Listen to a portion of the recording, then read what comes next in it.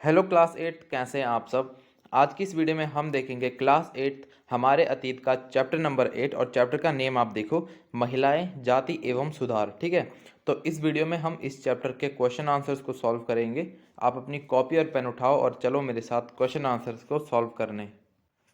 तो देखो, इस चैप्टर के अंदर सबसे पहला प्रश्न आपके पास प्रश्न अभ्यास पाठ्य पुस्तक से के अंतर्गत फिर से याद करें में प्रश्न एक है। देखो, निम्नलिखित लोगों ने किन सामाजिक विचारों का समर्थन और प्रसार किया। ठीक है, यानी कि जो यहाँ पर आपको कुछ लोग दिए हैं उनके बारे में आपको बताना है कि इन्होंने किस किस तरह के मतलब जो विचार थे, सामाजिक विचार थे, ठीक है, उनको इन्होंने बढ़ावा दिया, ठीक है, इनका साथ दिया और किनका प्रसार किया।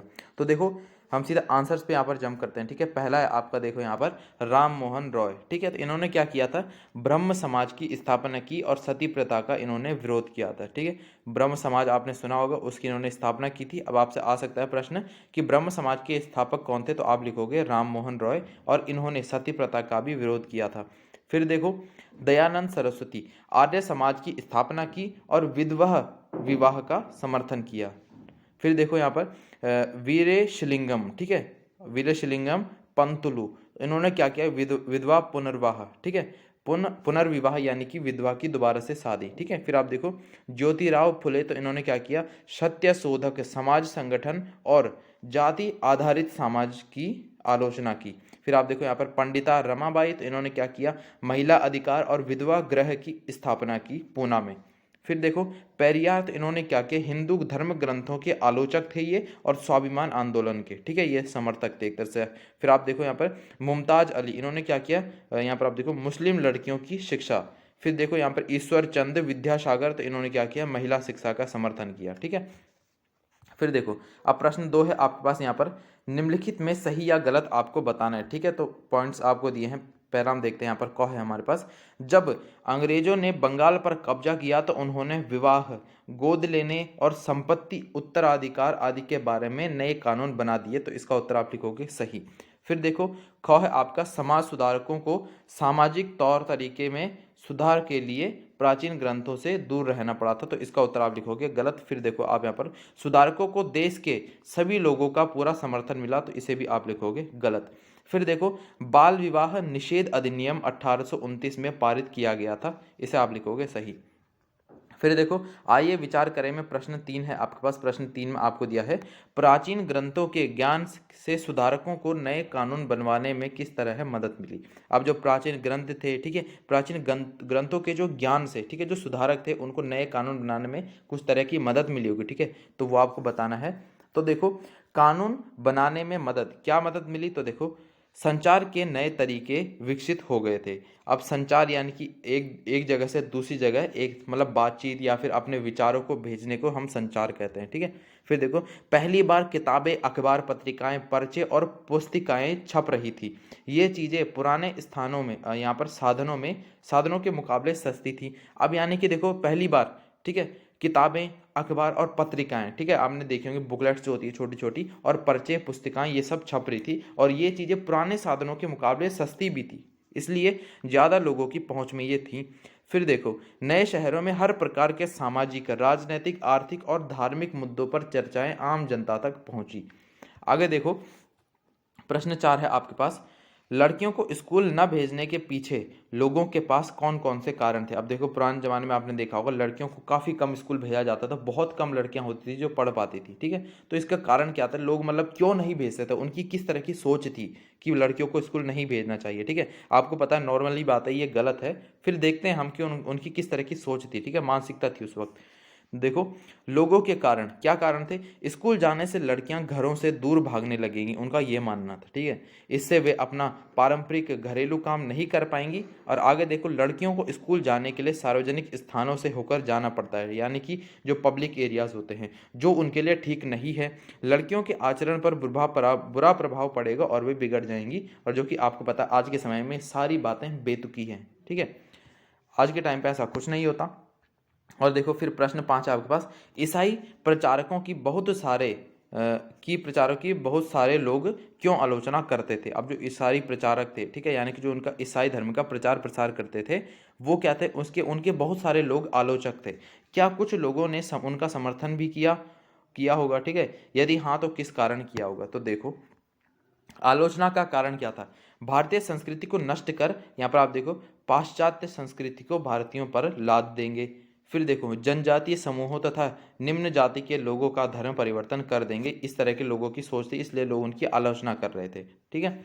फिर देखो, समर्थन के कारण क्या थे? तो देखो, ये स्त्री शिक्षा तथा पुरुषों के समानता के अधिकार के पक्षधर थे। वो चाहते थे कि जो स्त्री हो वो शिक्षित हो, और पुरुषों में, और स्त्री पुरुषों में मतलब इनमें सबको समानता का अधिकार मिले। फिर जनजातीय लोगों तथा निम्न जाति के लोगों के लिए स्कूलों की स्थापना भी वो करना चाहते थे।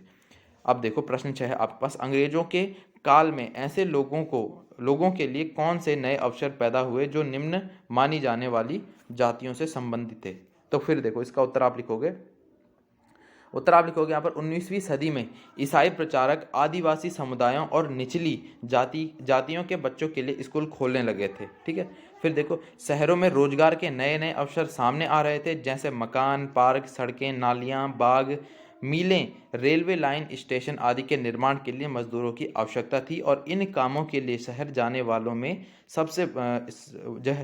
वालों में से बहुत सारे निम्न जातियों के लोग भी थे।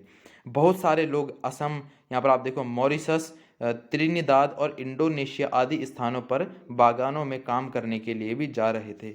अब देखो, प्रश्न 7 है आपके पास, ज्योतिराव और अन्य सुधारकों ने समाज में जातीय असमानताओं की आलोचना को किस तरह है सही ठहराया? तो ज्योतिराव और जो अन्य सुधारक थे, उनके साथ उन्होंने जो समाज में जितनी भी जातीय असमानताएं चल रही थी, इनकी आलोचना को उन्होंने किस तरह से सही ठहराया, यानी कि मतलब जो आलोचना कर रहे हैं उन्होंने बताया कि ये सही है। ठीक है। तो किस तरह से इन्होंने किया ये सब? तो देखो, इसका उत्तर आप लिखोगे, ज्योतिराव फुले ने ब्राह्मणों की इस बात को गलत ठहराया कि आर्य होने के कारण वे अन्य लोगों से श्रेष्ठ हैं। देखो, फिर देखो, फुले का तर्क क्या था? फुले क्या कहना चाहते थे? उनका कहने का मतलब था कि फुले का तर्क था कि आर्य उपमहाद्वीप के बाहर से आए थे, और उन्होंने यहाँ के मूल निवासियों को हरा कर गुलाम बना लिया तथा पराजित जनता को निम्न जाति वाला मानने लगे। मतलब जो जनता हार गई थी वो उनको छोटी जाति का मानने लगे थे। ठीक है। पेरियार ने हिंदू वेद पुराणों की आलोचना की, और उनका मानना था कि ब्राह्मणों ने निचली जातियों पर अपनी सत्ता तथा महिलाओं पर पुरुषों का प्रभुत्व स्थापित करने के लिए इन पुस्तकों का सहारा लिया है। हरिदास ठाकुर ने भी जाति व्यवस्था सही ठहराने वाले ब्राह्मणवादी ग्रंथों पर सवाल उठाया।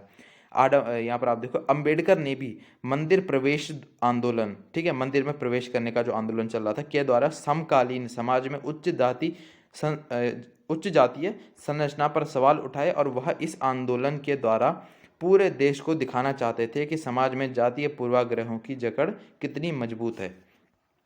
अब देखो, प्रश्न 8 है आपके पास यहाँ पर, फुले ने अपनी पुस्तक गुलामगिरी को गुलामों की आज़ादी के लिए चल रहे अमेरिकी आंदोलन को समर्पित क्यों लिखा? तो देखो, अमेरिकी आंदोलन को समर्पित, जो अमेरिका में आंदोलन चल रहे थे। ठीक है। 1873 में फुले ने गुलामगिरी नामक एक पुस्तक लिखी थी। फुले के पुस्तक लिखने से 10 वर्ष पूर्व अमेरिका में गृह युद्ध के फलस्वरूप दास प्रथा का अंत हो चुका था। आगे देखो, फुले ने भारत की निम्न जातियों और अमेरिका के काले गुलामों की दुर्दशा को एक दूसरे से जोड़कर देखा। ठीक है। भारत में यानी कि जो निम्न जाति के लोग थे, और अमेरिका में जो काले गुलाम थे, उन दोनों की दशा मतलब एक तरह से सेम ही थी। तो जो फुले ने था उन दोनों को एक साथ जोड़कर देखा। ठीक है, दोनों के दुखों को। इसलिए फुले ने अपनी पुस्तक को उन सभी अमेरिकियों को समर्पित किया जिन्होंने गुलामों को मुक्ति दिलाने के लिए संघर्ष किया था।